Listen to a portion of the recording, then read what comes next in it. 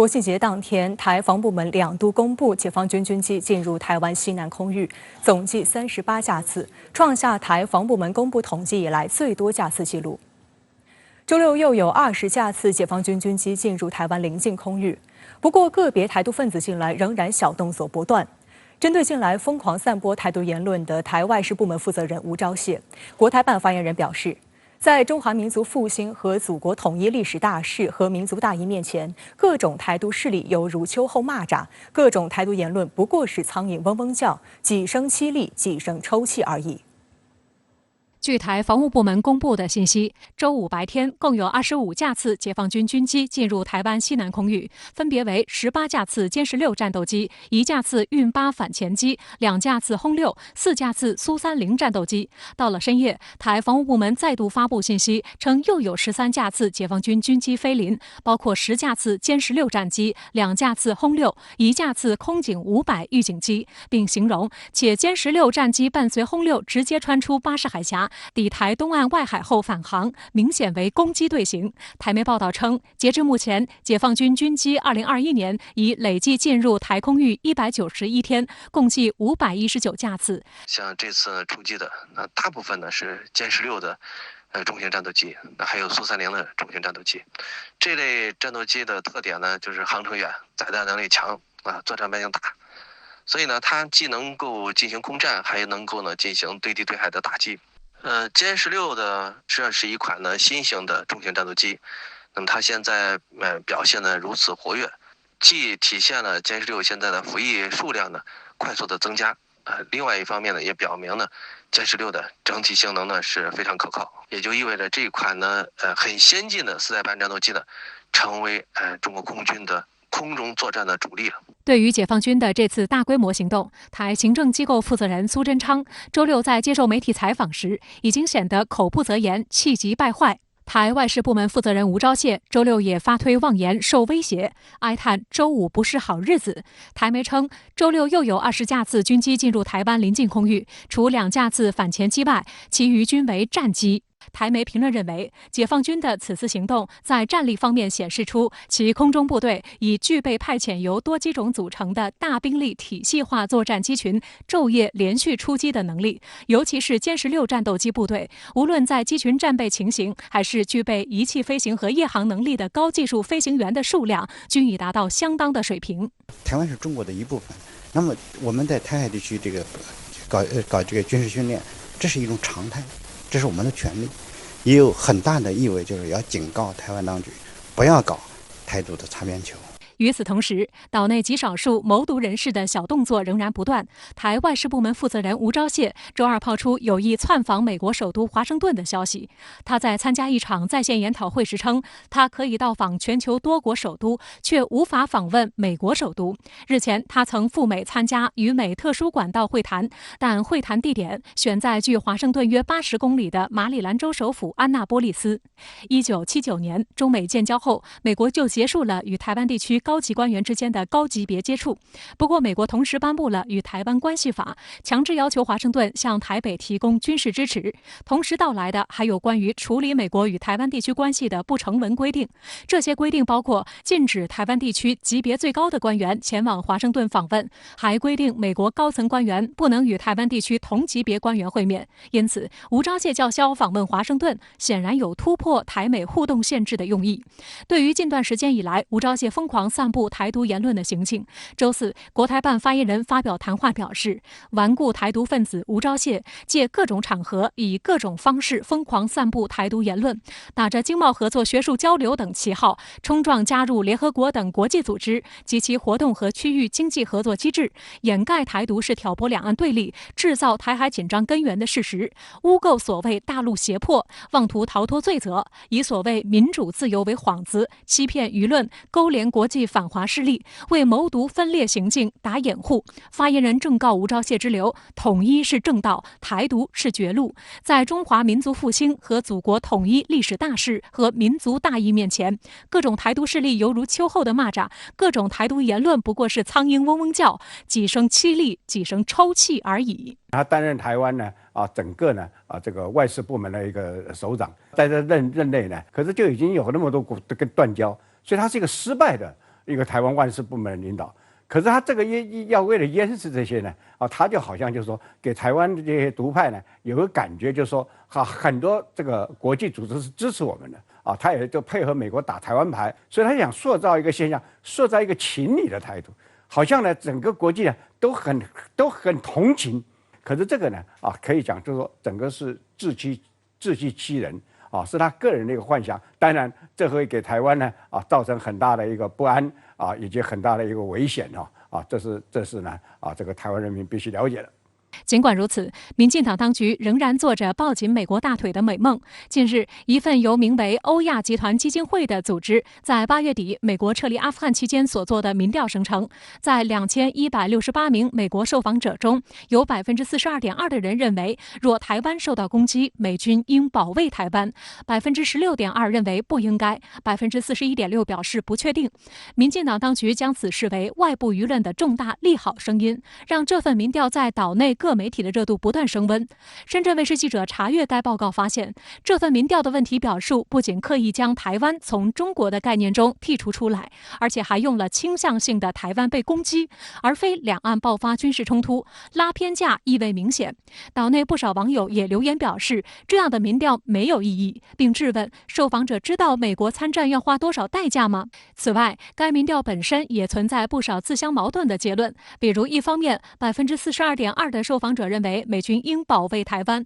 但另一方面却有42.3%的人认为美国应删减在欧洲、亚洲与中东的驻军，减少对那些地区的防卫承诺。再比如，民调显示有接近80%的受访者不希望增加美国军费，然而一旦美国选择军事介入，美军军费必然面临大幅增长。更要命的是，美国权威智库兰德公司此前进行的多次兵棋推演均表明，美军介入台海战事必遭挫败。不难看出，许多美国受访民众对于协防台湾并没有明确概念，因此，除了台当局力捧的42.2%，剩下的57.8%持不应该和不确定观点的民众，恐怕反映了更真实的现状。首先就是说，整个民调它是要了解民情跟民意的，可是现在呢，就说有很多机构呢是利用这个民调呢来误导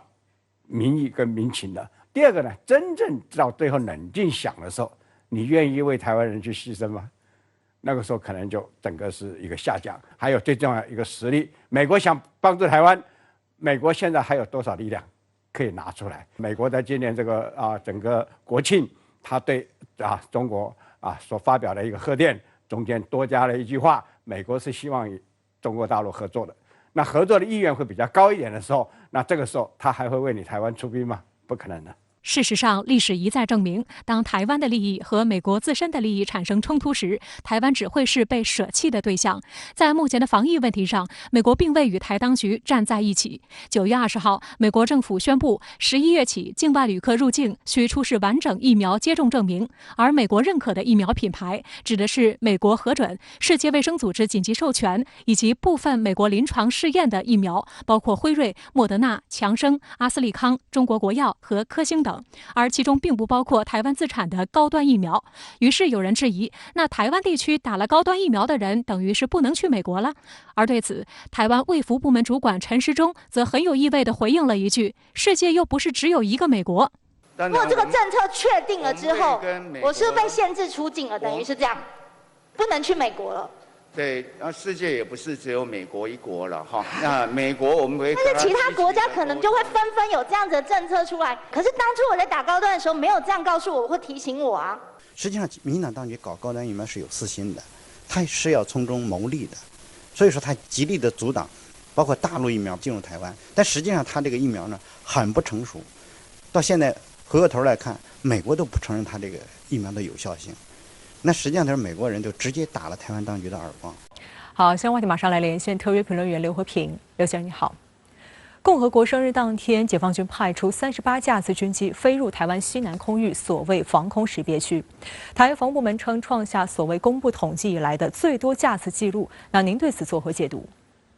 确实，解放军昨天是派出了25架战机进入台湾西南空域，到了晚上再度派出了13架次。这一数次不仅创下了解放军军机绕台以来最高的飞行记录，而且更为关键的是，昨天的日子非常特殊，正值中华人民共和国国庆节期间。我认为大陆在这么一个特殊的日子派出这么多的战机绕台飞行，毫无疑问是为了向有关方面传递这么一个政治信号，即中华人民共和国才是代表两岸的唯一合法国家，台湾只不过是中国的一部分。另外，我注意到，对于大陆为什么会选择在此时派出军机刻意高调宣示主权，境外舆论有两种解读。一种是认为，因为几天前美英澳不仅结成了三方军事同盟，而且美日等国频频谈及台湾问题，大陆这一绕台行为是对美方这两个动作的抗议与反制。另外一种解读是认为，在大陆申请加入 CPTPP 之后，蔡英文当局也申请加入了，这是在跟大陆明摆着较劲，因此大陆要反制。对此我的看法是，无论是美英澳结成三方安全同盟，还是美日英澳四方安全对话会提到了台湾问题，都不是解放军在国庆期间派出军机宣示主权的主要原因。因为美英澳三方结成安全同盟，以及美日提到台湾，虽然对于中国来讲都是一种不友好的动作，甚至是挑衅，但是实事求是来讲，这两个动作并没有直接改变台湾主权是属于中国的基本事实，同时更不是什么当务之急。中国大陆犯不着为这两件事情在国庆期间出动最多架次的军机去绕台。我认为中国大陆这次派出军机真正要反制的是早前传出的拜登政府正在慎重考虑要将台湾在美国的代表机构驻美国台北经济文化代表处更名为台湾代表处这件事情。这件事情啊，才是真正的茲事体大，它直接改变了台海局势的现状，改变了两岸美台以及中美关系的性质。因为假如将台湾在美国的代表机构驻美国台北经济文化代表处更名为台湾代表处，那就等于是创造出来了一个涵盖范围不包括中国大陆的所谓新国家，这就是在赤裸裸的支持台独。因此对于中国大陆来说，这无疑就符合了反分裂国家法中规定的发生了将会导致台湾从中国分裂出去的重大事变这样一个基本要件。所以我们看到解放军昨天派出的军机直接摆出的就是攻击性的战斗阵型，这等于是在告诉美台双方，假如你们仍然要一意孤行这样做，那接下来台海局势发生什么事情都是有可能的。而这件事情也就意味着当前的台海局势的确是处于了一个非常复杂敏感的状态，两岸以及美国，尤其是美台双方必须要拿出实际行动来管控危机，为当前的局面降温。美方一份智库民调显示，有逾40%美国受访者认为，如果台湾受攻击，美军应该军事介入。那对此您怎么看？其实不光是欧亚集团基金会所做的民调，3月26号，美国智库芝加哥全球事务委员会发布的一项民调结果更加显示，如果中国大陆武统台湾，52%的美国受访者赞成派遣美军防卫台湾。这是该智库自1982年首次提出该问题以来记录到的最高比例。那么这就出现两个非常奇怪的现象，一个是近年来种种民调结果都显示，美国民众的反战情绪，尤其是以武力干涉别国内政的意愿正在逐年走低，甚至是相当一部分美国人认为，美国不应该再充当世界警察，不应该花纳税人的金钱与美国大兵的生命去为别的国家打仗。但是让人感到反常的是，在这样一个大背景下，主张美军应该协防台湾，跟拥有强大军事力量，尤其是具备核打击能力的中国大陆来打一仗的民意，却是在急剧的攀升。第二个让人感到奇怪的现象是，据曾经揭露水门案的资深记者伍华德出版的新书透露，为了防止中美两个核武大国爆发战争，美国参谋首长联席会议主席米利在特朗普执政末期，尤其是在特朗普输掉了美国总统大选之后，曾经2次打电话给中国军方的高层领导，说美国军方绝对不会主动攻击中国军队。这件事情实际上也就意味着，长期以来被认为是天生就好战的美军将军们，其实并不想跟中国大打一仗，甚至是对此心生恐惧。我甚至认为，拜登政府上台以来，在全世界范围内召集盟友，包括不久前成立美英澳三方安全同盟，其真正的目的都不是为了打仗，而是为了防止战争的发生，想通过拉帮结派的方式来吓阻中国。这个也就意味着，无论是美国的政界还是军界，在面对中国的时候，其实都是厌战和惧战的。然而吊诡的是，美国民众介入台海战争的意愿，却跟政界与军界人物的意愿出现了此起彼落的现象。我认为很显然，这是美国政客们近年来不断炒作中国威胁论，以及中美关系走向对抗、走向激化的结果。虽然美国政界与军界无意跟中国大打一仗，但是激进的民意有可能会推动局势朝着他们并不愿意看到的方向发展。那么值得注意的是，这种官方意志与民意之间出现反差的现象，在两岸之间也不同程度的存在着。比如台湾，虽然执政当局对于美日是否会军事支援台湾其实是并没有信心的，但是岛内的一些民众却认为美日一定会出兵保卫台湾。所以我认为，为了防止激进民意左右台海局势走向，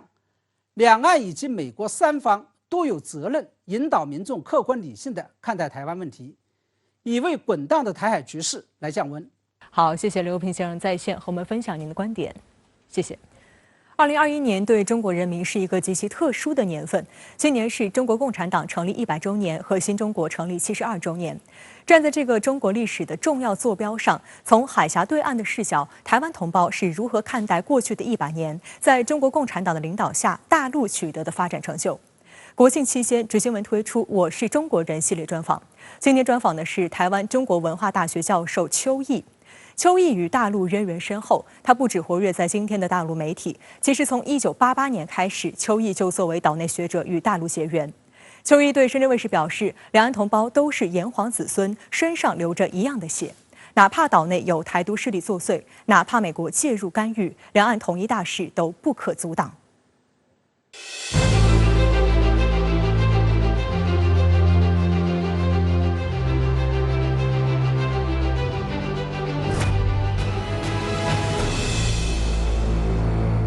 提起邱毅，不少人都知道他是岛内著名的打扁悍将，因为经常参与央视、深圳卫视等节目录制，也早就成为大陆观众眼中的老熟人。再次接受深圳卫视专访，邱毅仍然非常兴奋，迫不及待地跟我们聊起他跟大陆的深厚渊源。我第一次去大陆是1988年的聘任到国务院发展中心去上课。当时所教的就是组织变革、跟集团化的管理、跟股份制的改革。在这个过程里面，让我印象最深刻的，就是中国大陆的个体经济跟它的乡镇企业的发展，成为了推动整个经济全面发展的动力。这一路走来，我既是亲历者，也是见证者。邱毅惊叹于大陆一个又一个发展奇迹，除了改革开放40多年来所创造的经济奇迹，中国彻底消灭绝对贫困，也创造了世界奇迹。邱毅说，人们常说中国是从站起来、富起来，再到强起来，这样的历史成就举世公认。而在他看来，这一成就正得益于中国特色社会主义。中国发展的前景就是美丽中国。中国式的社会主义的目标确定，而造成的一种信仰，坚定了每一个中国人的自信。中国也不再困守自己所谓的传统的窠臼，它能够取决外来的优点，再融合中国的文化，再融合中国的特质，所以产生了中国式的社会主义。它使得中国人站起来，它使得中国强大了，使得中国富有了。中国发展的前景，我认为就是一个美丽中国的前景。作为台湾同胞，邱毅对深圳卫视表示，两岸关系发展无时无刻不在牵动着他的心。毋庸讳言，当前由于岛内民进党当局的台独本质愈加暴露，加上美国等外部势力介入台海推波助澜，如今的两岸关系的确处于困境。但习总书记做出的推动两岸融合发展的对台工作重要论述，让邱毅深感振奋。而两岸如何真正融合，也是作为学者的他经常思考的课题。怎么去促进两岸的融合呢？我认为有4个方向。一个方向是透过了文化之间的融合，第2个方向是透过了科技交流的融合，第3个方向是透过了经贸之间的融合，而最后的一个方向就是透过民族情感之间的融合。毕竟大家都是中国人，大家流的血都是一样的，大家都是炎黄子孙，所以透过民族情感的融合，其实是4大融合条件中的最主要的。邱毅认为，两岸融合发展为的就是实现统一的大目标。两岸血浓于水，都是中国人，两岸势必要达成统一的目标，统一也是整个民族复兴里面的必要的一个条件。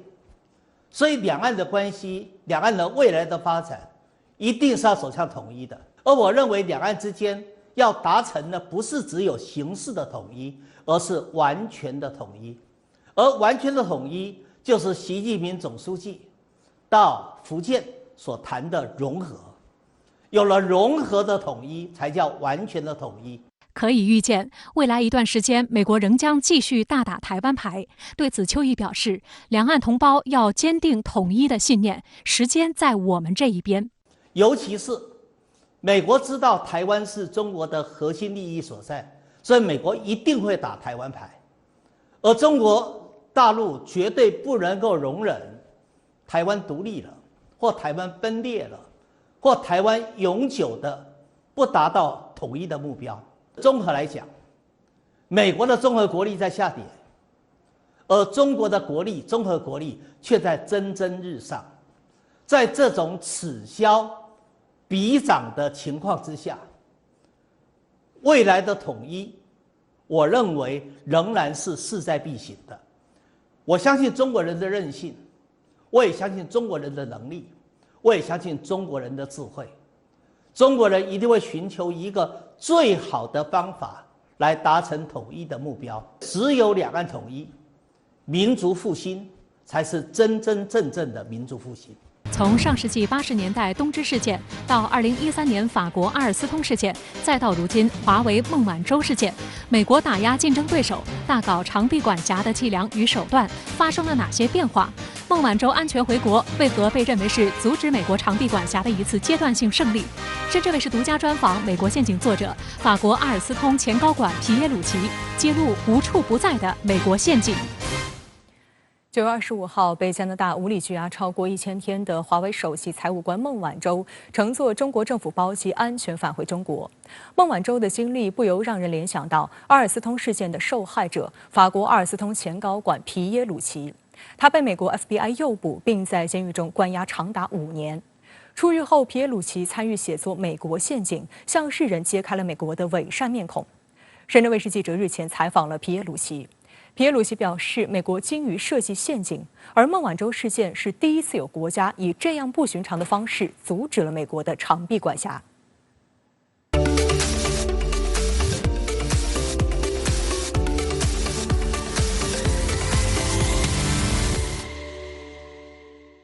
在采访中，皮耶鲁奇反复向深圳卫视记者强调，发生在他身上的事情和孟晚舟女士的遭遇有相似的地方，但更多的是不同。只有弄明白这其中的区别，才能更深刻地理解什么是美国陷阱。 It's very different in many ways, you know, even though of course you have the same process, you know, basically the US going after a big company through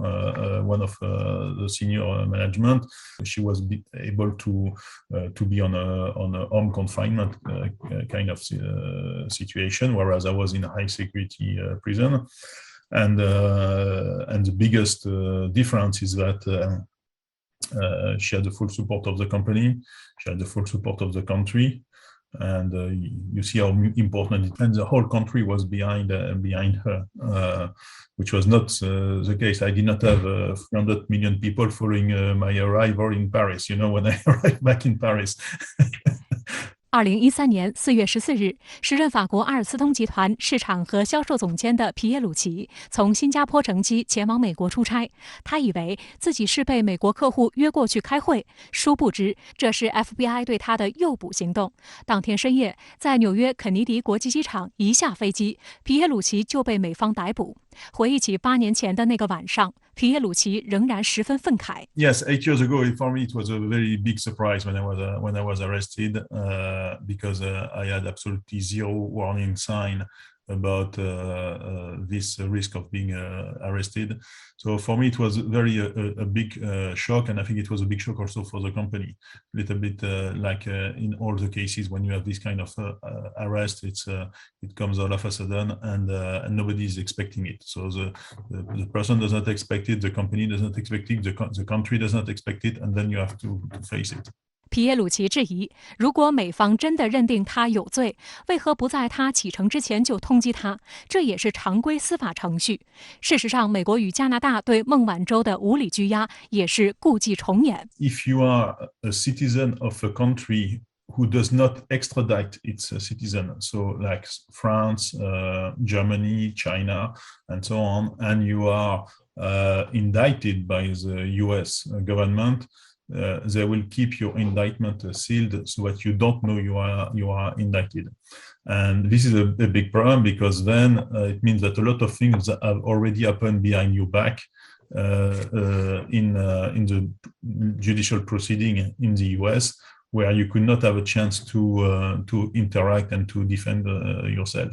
皮耶鲁齐最初以为自己会很快被释放，因此在被捕后的前4天根本没有通知家人。但 FBI 指控皮耶鲁齐涉入一宗10年前在印尼的商业行贿案，给他准备的罪名有10个，总刑期长达125年。美方引用的是所谓的美国反海外腐败法，这是一部臭名昭著的长臂管辖法律，规定任何交易只要使用了美元，美国就有管辖权。美方的选择性执法更加令人发指。当时全球几乎所有的跨国贸易都以美元交易，但统计显示，美国引用这部打着反腐败幌子的国内法逮捕的外国企业高管，全部来自于能源、制药、电信、科技等掌握了比美国更先进技术的企业。一旦被逮捕，美方就对这些外国高管进行极限施压。Well, I have a lot of details, but I think the most shocking thing for me was the fact that I was not released on bail. In the US,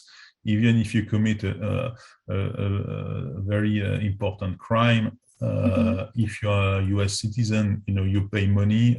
you put a bond, and you are released on bail. So people like O.J. Simpson were released on bail. People like Madoff,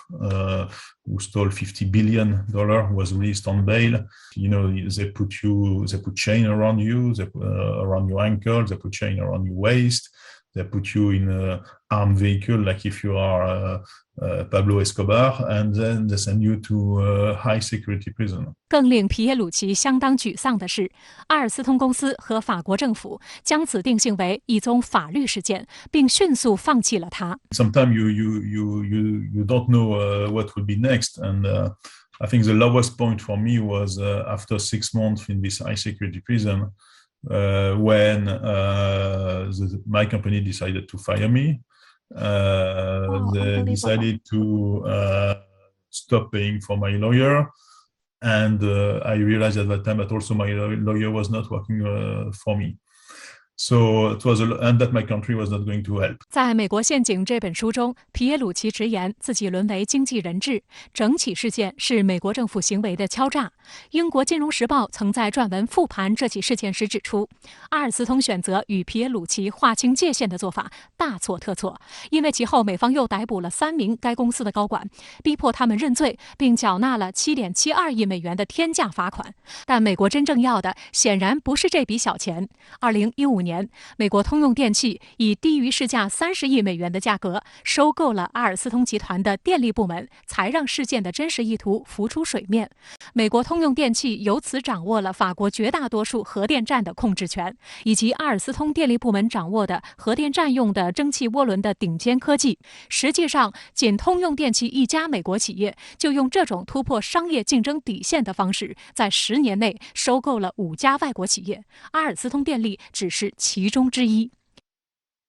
阿尔斯通被誉为法国工业的明珠企业，美国强制将阿尔斯通解体的霸道行为，也让法国政府灰头土脸，以至于2017年，美国百事可乐企图收购法国一家酸奶企业达能集团时，遭到了法国政府及议会的强力阻止。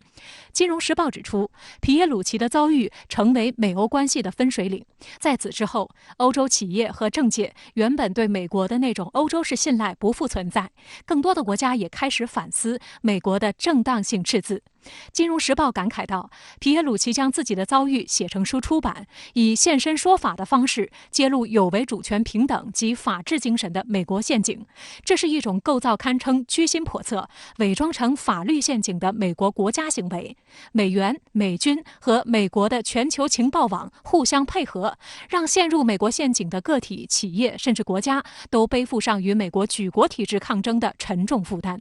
文章指出，在美国所设下的局中，每一步打击都精准的令人窒息。通过司法系统实施的变速交易与通过行政系统实施的极限施压双管齐下，甚至会令所有从法律角度审视这个陷阱的人也被拖入美国处心积虑设下的叙事陷阱。最后，由秘密参与其中的美国企业代表美国政府从中巧取豪夺。皮耶鲁齐对深圳卫视记者表示，随着互联网技术进步，美国以数字霸权设置数字鸿沟，美国陷阱愈发肆无忌惮。 Well, do you observe or notice any changes in the method of long-arm jurisdiction by the United States from the 1980s Toshiba case to the Alstom case you went through, and then to the Huawei case? The method is more or less the same. Every time you look at it, it's about a specific technology or specific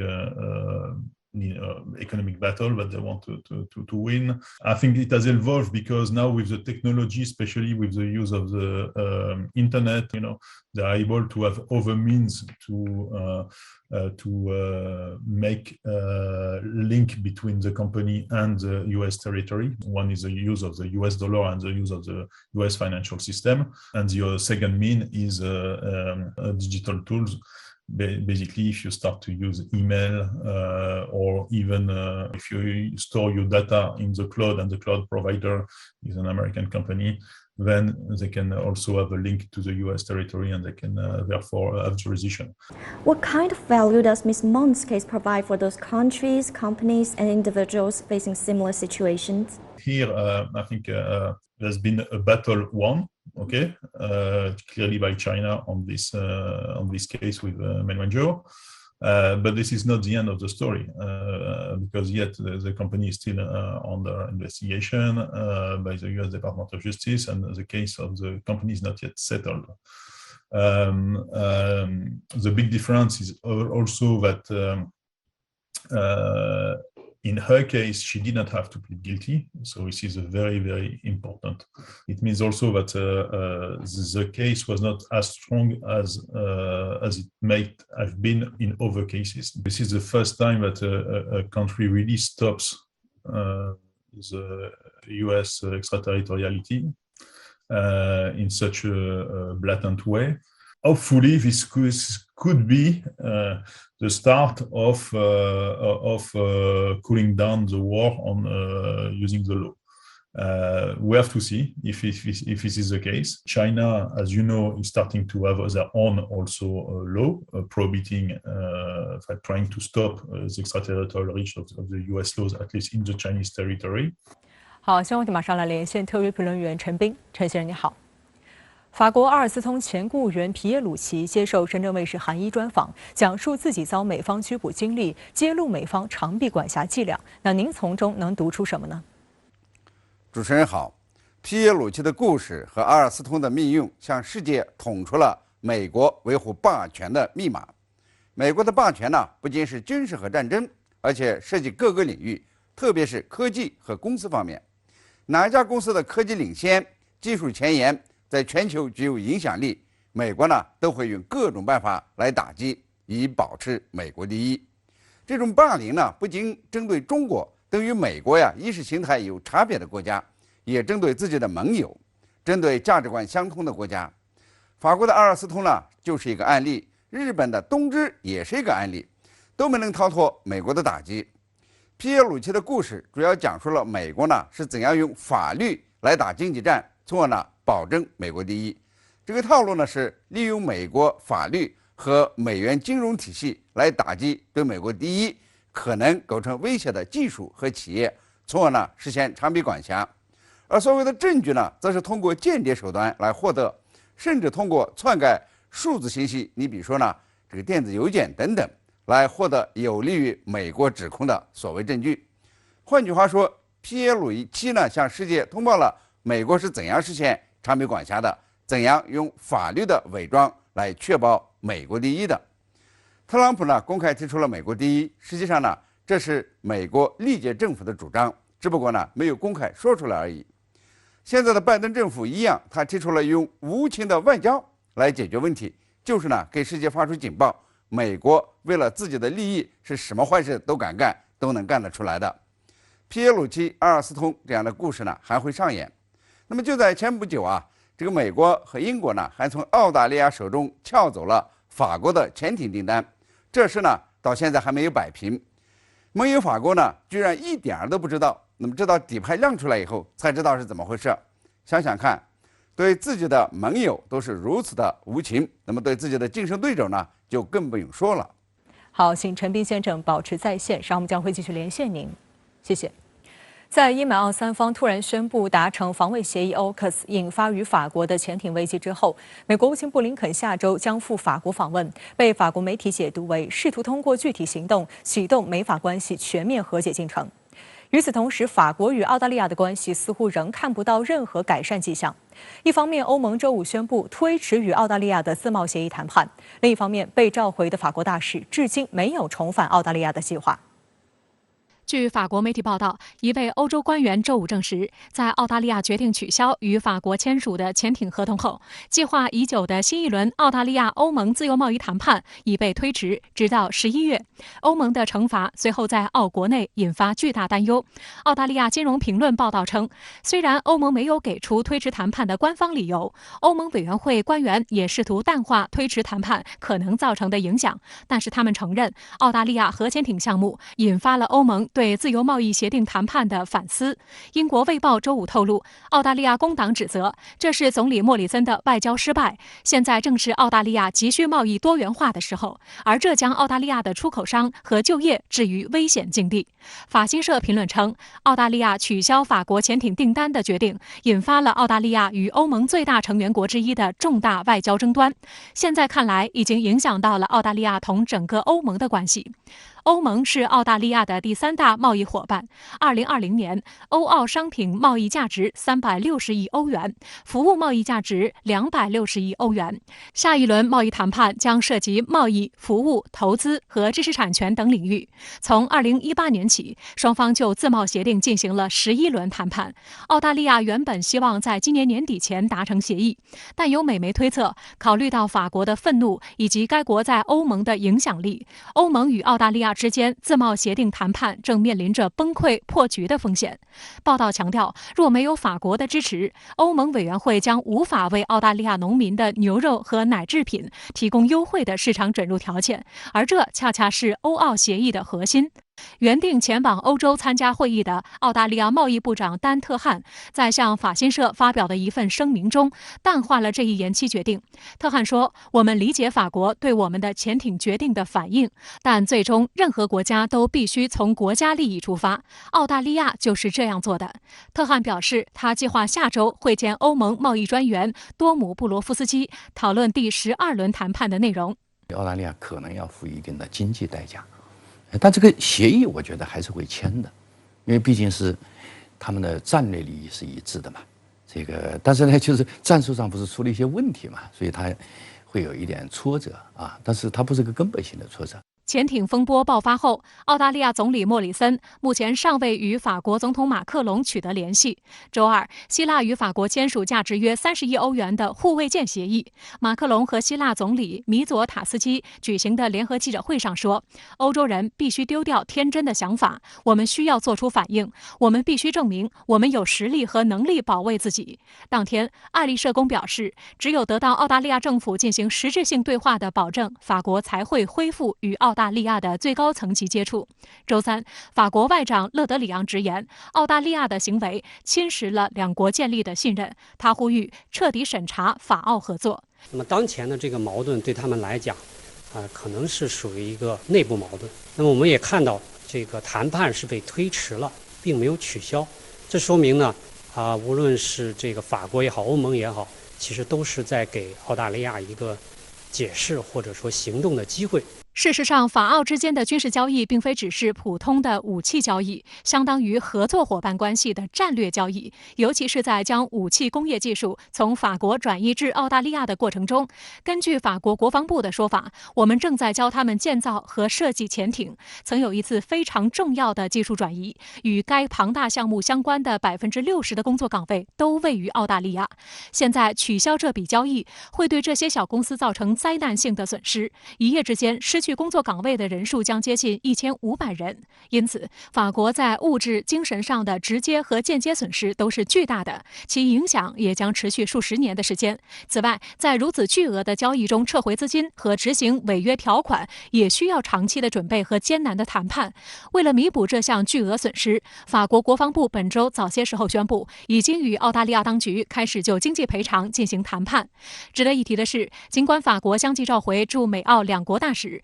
但法美领导人上周三通话磋商后，法国驻美国大使已于当地时间周五返回华盛顿，而法国驻澳大使何时返澳仍无确切的时间表。法国外长勒德里昂透露，目前法澳正在就此事进行磋商，以明确两国关系的发展方向。有观察指出，在法国和美英澳三方的沟通中，法国对待三方的态度迥异。法国对美国强调的是行动，对英国强调责任，对澳大利亚则是指责。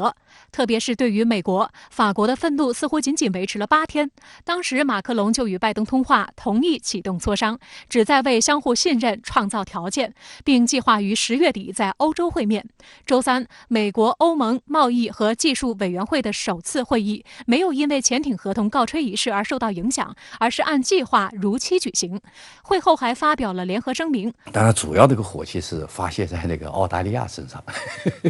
但是对美国他就没有办法。基本上还是合作，所以这个匹兹堡会议还是开了。TTC 会议呢，针对中国的一面非常的明显，是吧？美国的商务部长雷蒙德女士就讲了，